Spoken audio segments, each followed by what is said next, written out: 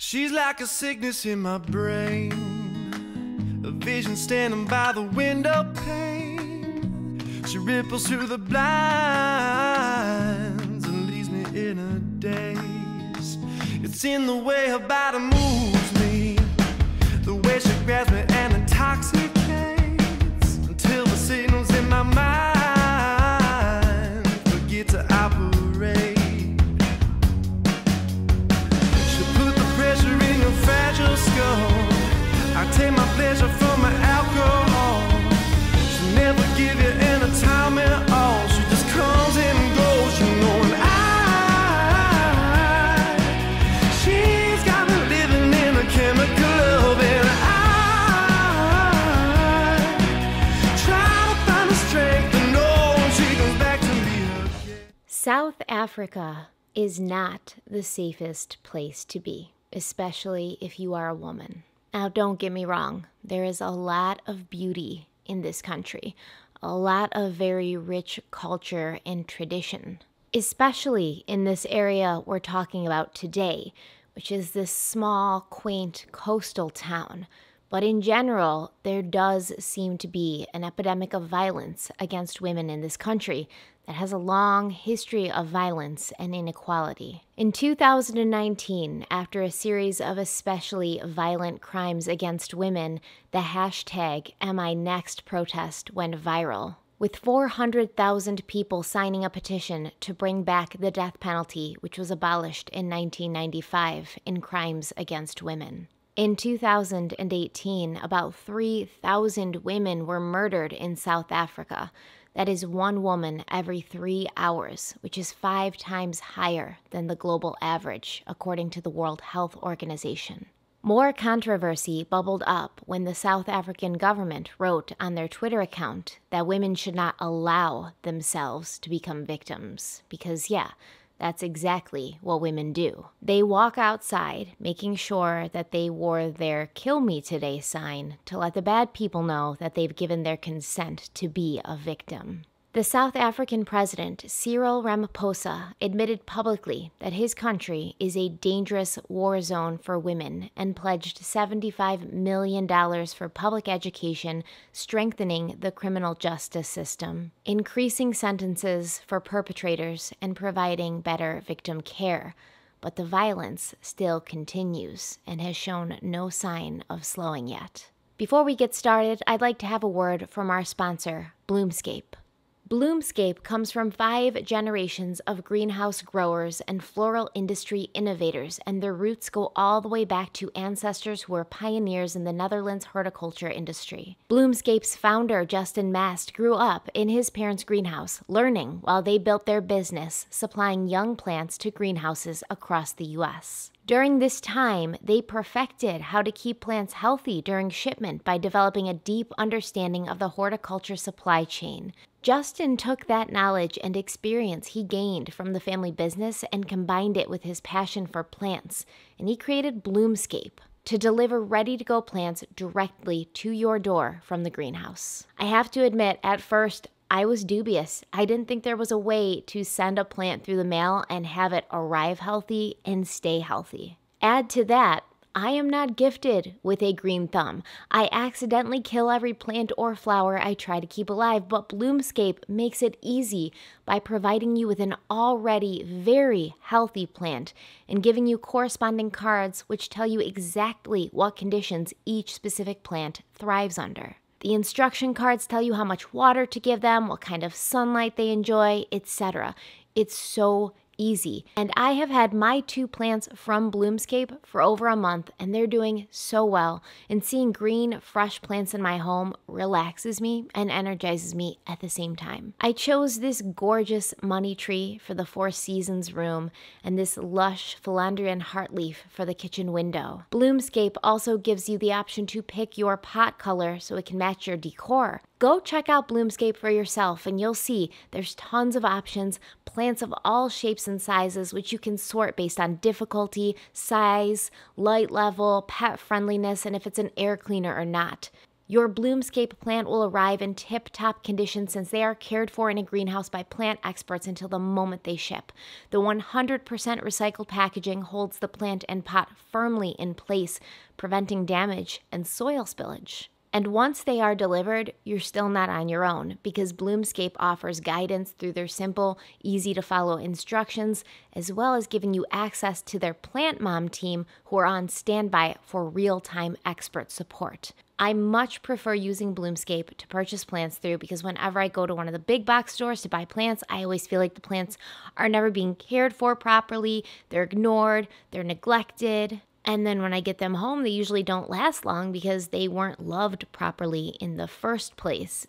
I mean, they're not always loved by me properly either, even though I have the best intentions. My husband has a green thumb, and even when he cares for these plants that we buy from stores, sometimes they still don't last. Also, you guys know me. I hate leaving the house. I'm kind of a shut-in, and when I say kind of a shut-in, I mean completely a shut-in, and if I can save myself a trip, I will. I love that Bloomscape offers an easy, stress-free online shopping experience and then delivers my new plants directly to my door.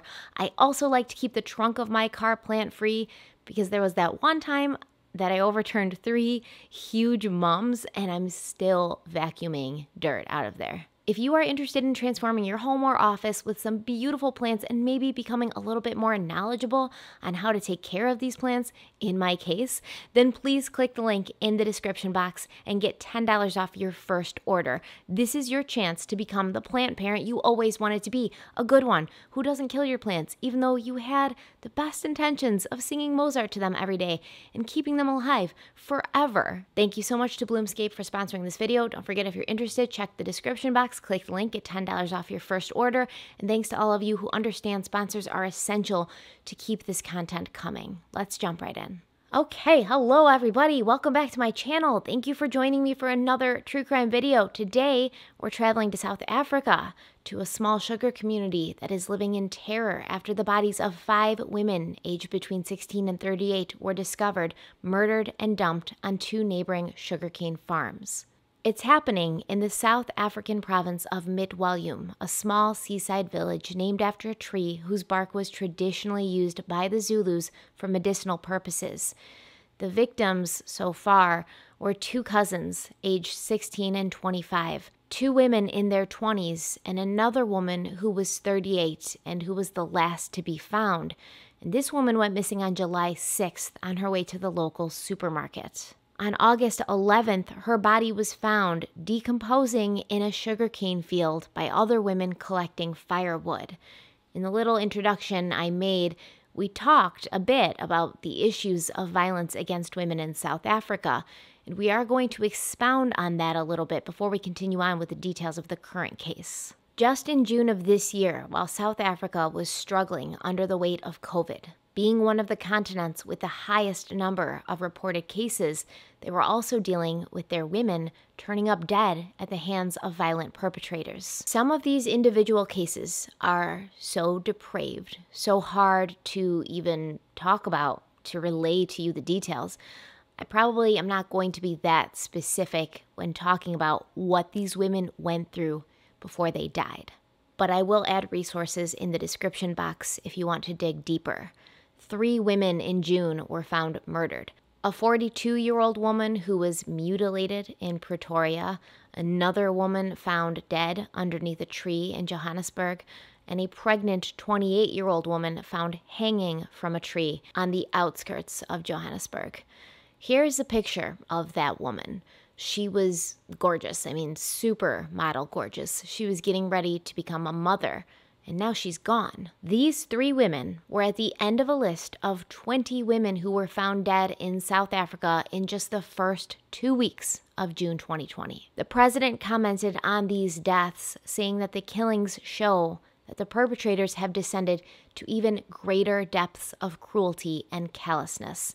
And it's not just strangers who target these women. According to the president of South Africa, around 51% of women in the country have experienced violence at the hands of their partners. And since worldwide pandemic lockdowns, cases have spiked, trapping victims in close quarters with their attackers. The recent murder of Tshegofatso Pule showed that the problem is not going away. She was 8 months pregnant, found stabbed, hanging from a tree, and hundreds of people who were supposed to be under lockdown left their homes to grieve together. But we've been here before. Last year, the murder of 19-year-old Uyinene Mkhotyana led to protests across the country. She went to a post office to collect a parcel. He dragged her into the post office, raped her repeatedly until she was unconscious. Every day in this country, as a woman, we live in a nightmare. As the people's anger spilled onto the streets, President Cyril Ramaphosa was forced to declare violence against women a national crisis, and the government has since given more money to special sexual crimes courts, places of safety, and even training for the police. It's also gone to clinics which help survivors of sexual assault. Lockdown was really horrific when it comes to domestic violence. Due to permits, no one could move around. So even if you wanted to leave your abuser, you couldn't leave because the government would stop you on the road and tell you to go back home. We saw grotesque acts of domestic violence taking place and people really having no options and no support structure that they could go to. Now that restrictions on movement have begun to ease, violent men are taking advantage of their increased freedoms to attack women and children outside of their homes. So really, if you look at it, at least half of the women in South Africa aren't safe inside or outside of their own homes. And I say at least because obviously that figure is 51%, but that's 51% that reported these assaults. There are so many others who don't. Many in the communities believe that the government speaking out and putting measures in place is not enough, since the culture of domestic violence is deep-rooted in South Africa's apartheid era, where women and children face high levels of violence. So the government is trying to change this by also focusing on South Africa's men. The world looks at us as a destination near femicide. Society was contracted and built around patriarchy. We've got so many excuses. So let us begin to look deeper into ourselves. This workshop, led by Patrick Shai, a reformed abuser, teaches men not only to recognize harmful behavior, but also how to change it. It's part of a new program by the Justice Department. Initially, there seems to be a sense of reluctance to open up, but eventually, something shifts. We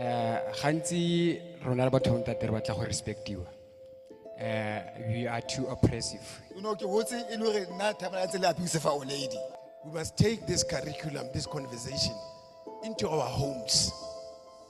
By the time we go out to the streets and march, it's way too late.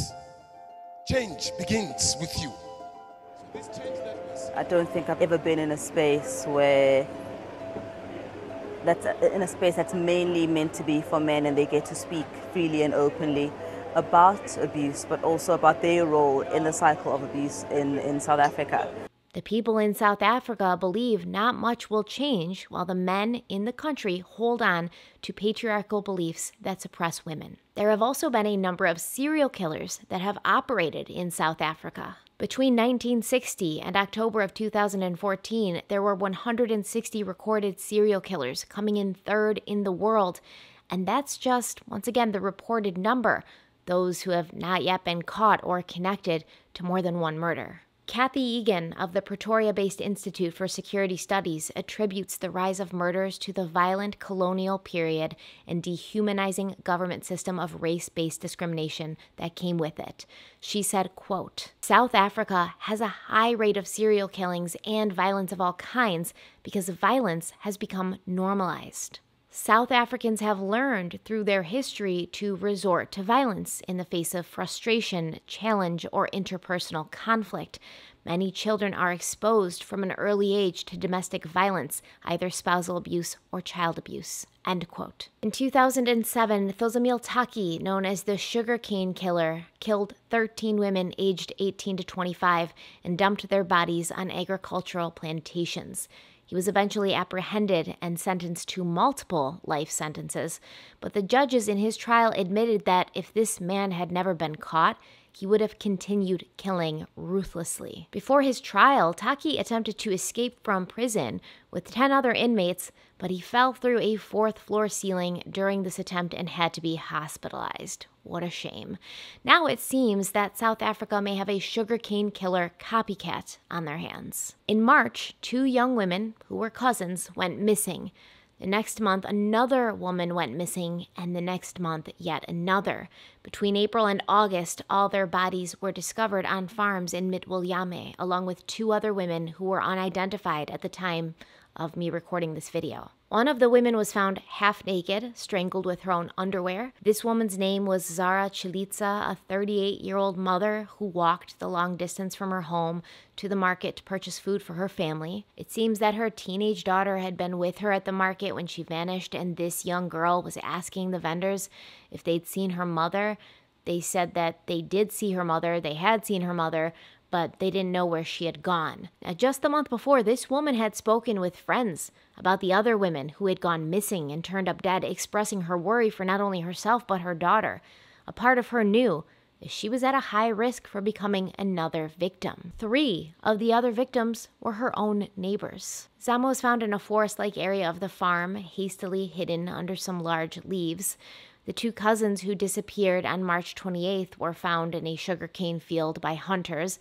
Their bodies were in advanced states of decomposition and were identified by their families only through articles of their clothing. Another woman who had gone missing on June 28th was found on July 6th in a sugarcane field by a different group of hunters, and the post-mortem exam determined she died of a stab wound through the chest. The same day she was found, Zama went missing, almost as if the murderer was waiting for his last victim to be found before he struck again. The 2 young cousins were best friends.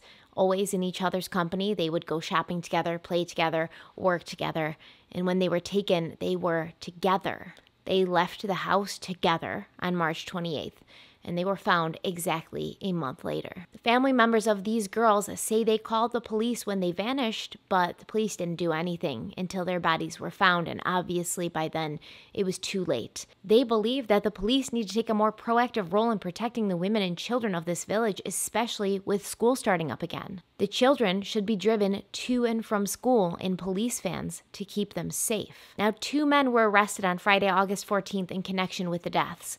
A 41-year-old man who appears to have worked as a car mechanic, and another man who was in possession of a cell phone belonging to one of the victims. They were both due to appear in court the following Monday, but that was not to be.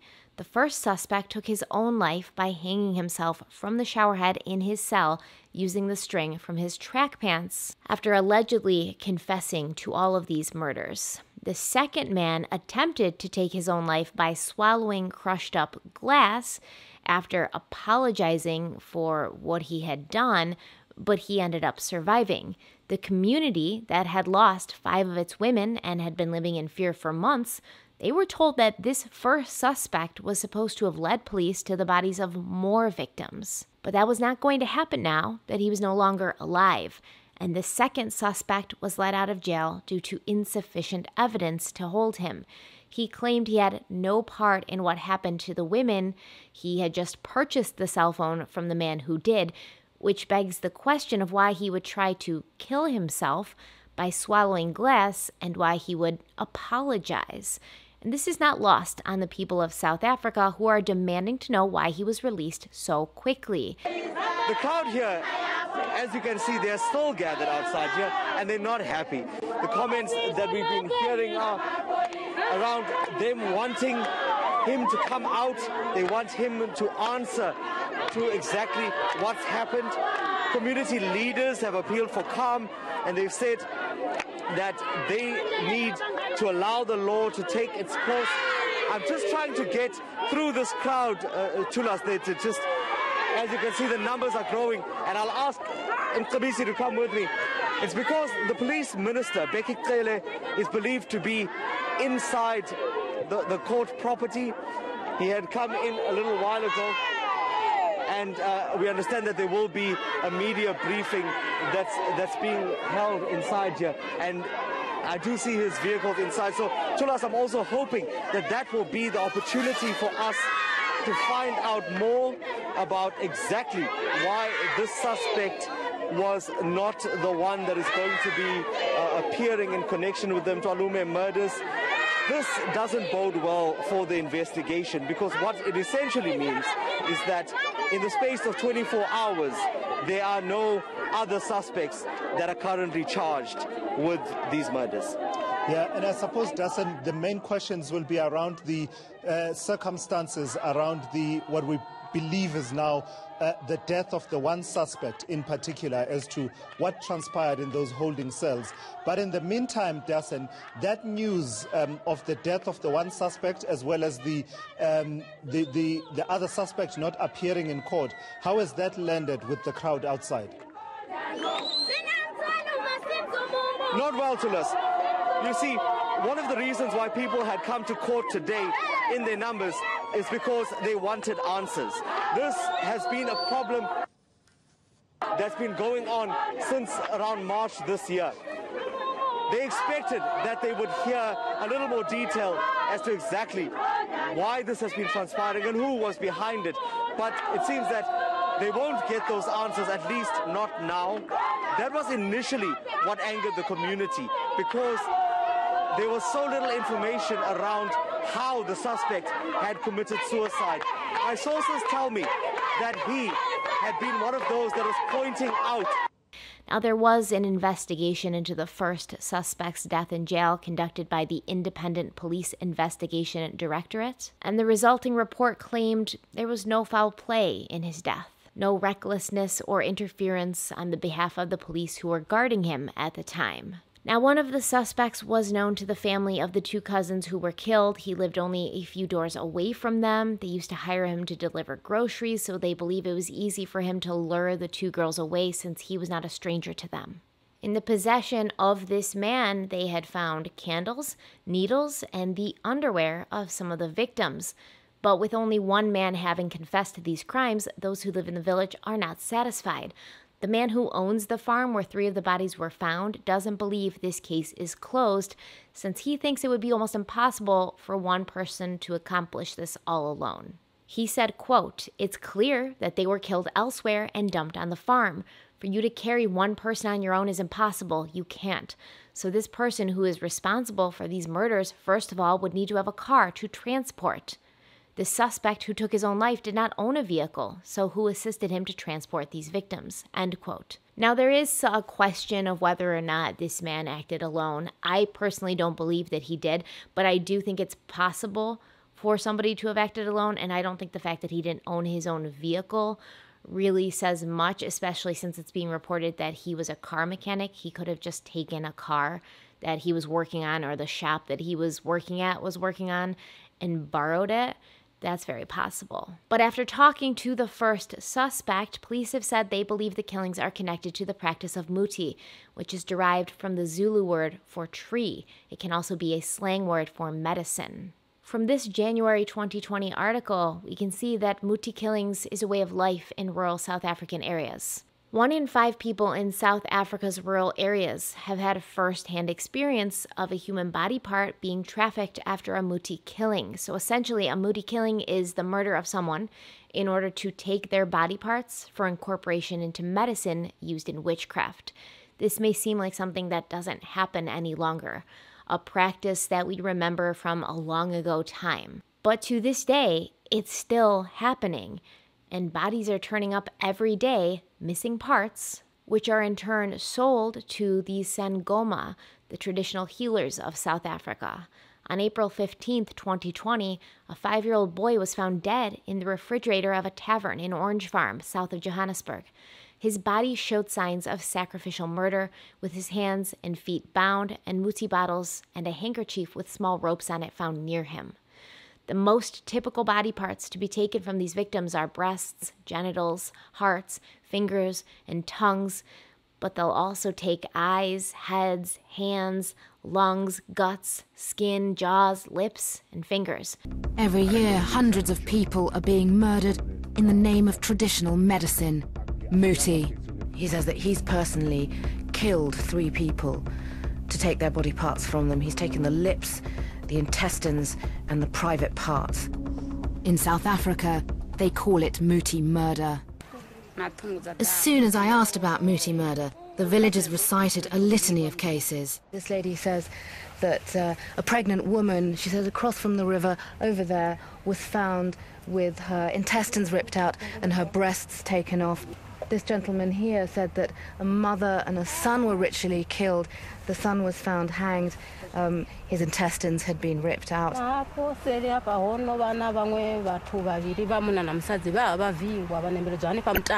A married couple were ritually killed, she says, right over there, and their private parts and their intestines had been taken.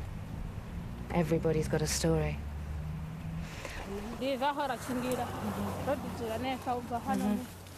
She's been left so badly disfigured by the attack that she can barely eat or drink. Nellie just brought me to the place she was attacked. It's about a 20-minute walk from the village. She said she came to this spot here with her boyfriend. While they were in the bushes together, she got hit over the head by a stick. Nelisani described how she and her boyfriend were dragged through the undergrowth. Then the attackers set about their work. She woke up to her lips being cut off, and when she looked round she saw the dead body of her boyfriend. It was badly mutilated. He was bleeding from his head and his private parts had been cut off. She said then she pretended to be dead because Muti killers believe that body parts are only powerful if they're taken when the victim is still alive. A 10-year-old girl was found mutilated, and one of the 5 men arrested in connection with her death is a Sangoma who allegedly uses body parts for Muti. A woman interviewed about these types of killings claimed that she visited a Sangoma with hopes of becoming pregnant, and she was instructed to wear a belt that had children's fingers and genitals hanging off of it. She was also given a drink that she was told was made with human blood and fat, and she was given a piece of human flesh, which she believed to be an organ, possibly a heart, with the instructions to bring this organ, this human flesh, home with her and slice small pieces of the flesh each night to fry them on the stove. There's also stories of fishermen in Mozambique who use children's belly buttons in their nets to improve their chances of bringing in a good haul. Although many people in South Africa are against such practices, it still continues in secret, some places not so secret, with very few speaking out against it since the Sangoma are seen as very powerful people. Some are afraid to speak out against them. Others still believe that power and wealth can be obtained by the use of witch doctors, and as long as the demand is high, there will always be those who do whatever it takes to ensure a supply. They told us these horrific killings supplied traditional healers with ingredients for their potions. This lady says that ritual killings happen in this area because people want money and people want to use body parts because it's alleged that body parts are quite powerful and quite strong. Various body parts are used for different goals. A man who was having difficulty fathering a child killed another man who had fathered many children, and then used his genitalia to increase his own fertility. In another case, a butcher would slap his products with severed human hands each morning before opening as a way to invoke the spirits and bring in more customers. According to this article I read, the screaming of children who are being mutilated for these purposes is regarded as a call to customers for the perpetrator's business. It is important in this practice for the victim to be alive while this is happening to them, because of the powerful magic their screams supposedly summon. It's believed that magical powers are awakened by their screams, and eating or burying body parts captures the desired outcome. Children are very often targeted the most for Muti killings because virgin parts are highly desired and fetch a high price. Often the victim is known to the perpetrator, which makes it easier for them to be lured away and attacked. In 2006, the South African police were accused of ignoring these types of crimes. A murder like this will happen, a perpetrator will be identified, but no arrest follows, and then the police claim the victims were mutilated by wild animals or crabs in the river. Now, the country did used to have an occult-related crimes unit, which was set up in 1992 to investigate Muti killings, but it was disbanded quietly, And when asked why, they claimed it was because there was just not enough crimes to justify its existence. However, the man who founded the unit has since retired and claims this is untrue. In the year 2000, he claims he dealt with 300 cases of Muti-related crimes, and that number was only increasing. He said, quote, "If this unit has closed down completely, it's a terrible thing. It's not just anyone who can do this sort of investigation. You must know the culture and the superstitions of the people," end quote. It is believed that many police officers do not want to get involved with these cases because they fear being bewitched themselves. So those who are expected to go on with their lives as usual in the village of Mitwal Yume are not ready to do so, since they believe the danger did not die with the suspect in prison, and their fears certainly seem to not be unwarranted. An unidentified woman claims a man from her neighborhood befriended her on social media. They went on a date, and he sexually assaulted her a number of times before attempting to kill her. She escaped with her life, but after seeing the news of the other women who were not so lucky, she went to the police to tell them she believed her attack was connected to their cases. She's now in hiding in fear for her life because she does not believe that her attacker worked alone.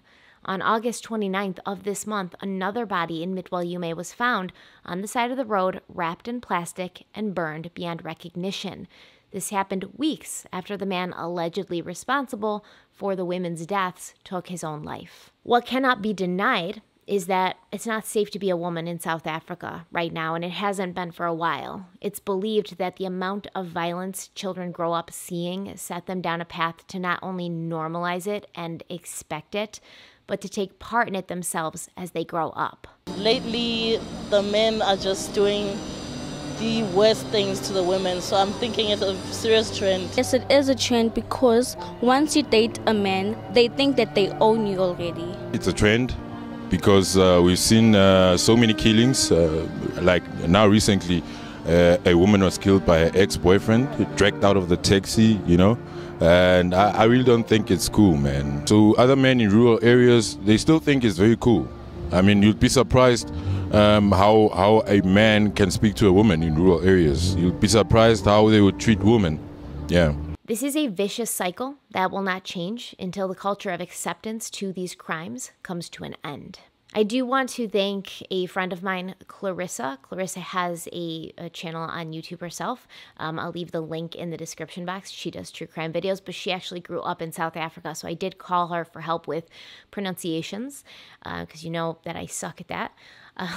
And also for help just understanding the culture. I didn't want to offend anybody by making this video. Nobody likes to be told their country has a problem. And I mean, personally myself, living in the United States, I understand where we have issues. But it also does really hurt me when people in the comments say things like, "Oh, I'm so glad I don't live in America. It sucks there." Things like that. Because, you know, this is my country. And you get to talk shit about it if you live here.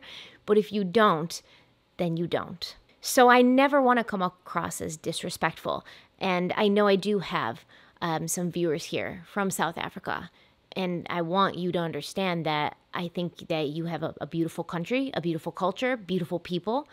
But obviously, just like any other country, there are issues that need to be talked about. And the more we raise awareness about these issues, because honestly, I don't think a lot of people, at least in the United States, are aware of what's happening in South Africa right now. I certainly wasn't until I stumbled upon this story by accident. Now that I know, I'm glad I know. And I'm glad I'm able to use my platform to spread this kind of information so that it does become more mainstream. But when I was talking to Clarissa, we were talking about how things can change in South Africa. And, you know, she said she honestly doesn't think that it can. It's so deep-seated. The, misogynistic values, the patriarchal values, the values of violence, basically. And when you're a child growing up in a home that has this violence every single day, you don't know that it's wrong. And you grow up to be an adult who continues on with the same kind of behavior. And I really do think that is where the prevalence of serial killers is coming from in South Africa. But I don't live in South Africa. I'm not obviously completely familiar with South Africa and what goes on there. I'm new to this, but I do want to learn more. So if you have more to give me, more resources, leave them in the comments. Let me know what you think about this video in the comment section. Share this video if you think it's worth sharing. Like the video if you liked it.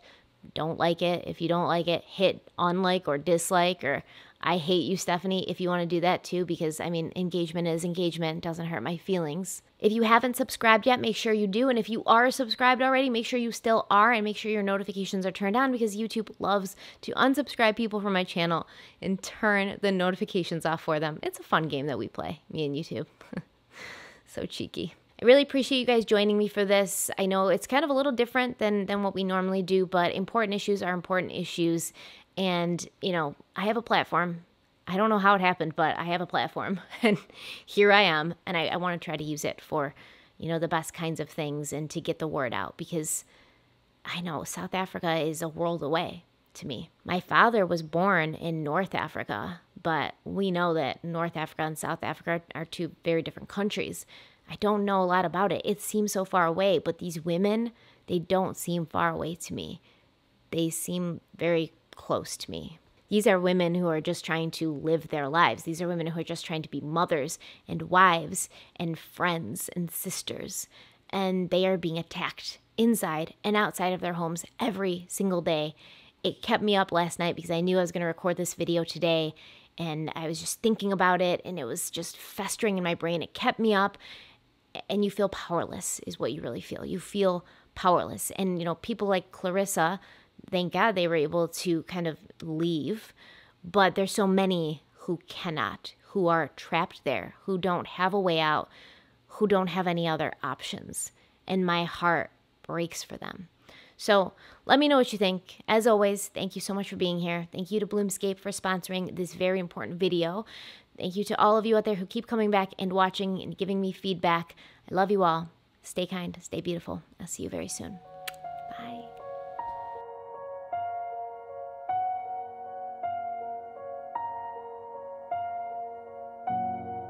Eyes on the road, look on ahead. Don't let the wheel color your sky. Take on the world that's surrounding you. Paint the red, blue,